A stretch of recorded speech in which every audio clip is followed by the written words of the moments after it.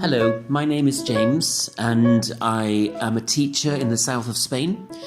I believe I'm quite experienced and very competent, and I know perfectly well what I'm doing in class. Or at least that's what I thought until Monday, when my world changed completely. As you know, it was first in China, and then it was in Italy, and then it was in Spain. We were all very naive and we all thought it wasn't going to happen to us, but the moment came. Last week, on Friday, the schools closed down. I still get tears in my eyes. It's difficult to believe, but I love my job and I love my students. And closing the door behind me was quite traumatic because I didn't know when I was coming back and I didn't know what I was going to face. It wasn't a holiday. My students seemed to be very happy and they understood, or they thought it was a holiday. But for me, it was a moment of uncertainty, of anxiety, and I still didn't even realize what was going to come.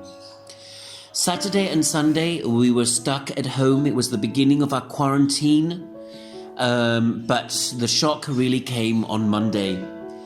We received a message from our institution saying that the future of the company was very uncertain, and they were not very sure what was going to happen and if our students were going to continue coming to us and if we were going to continue providing a service. This was a shock because my institution is a solid institution in the city. It's got a very good reputation and I thought I had a very secure job, but that wasn't the case.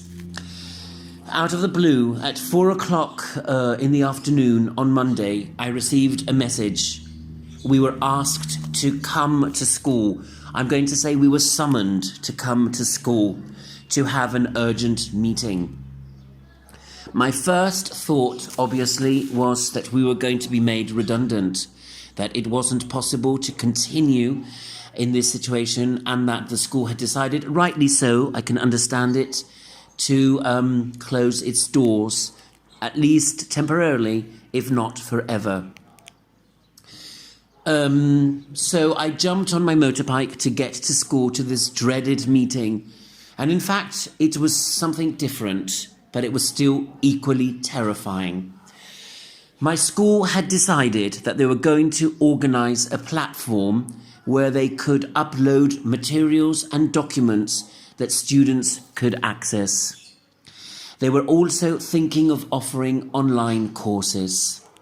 Well, me, James, a very competent teacher with nearly 15 years of experience, thought that that was the end of the world. I generally work off-site. We still use blackboards and chalk.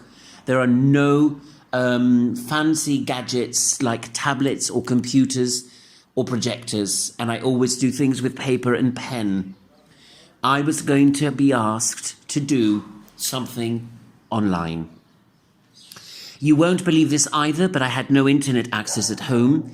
I generally go to school and I spend hours and hours and hours in front of a computer, and everything that needs to be done is done at school, from 7 in the morning until 10 o'clock at night if necessary.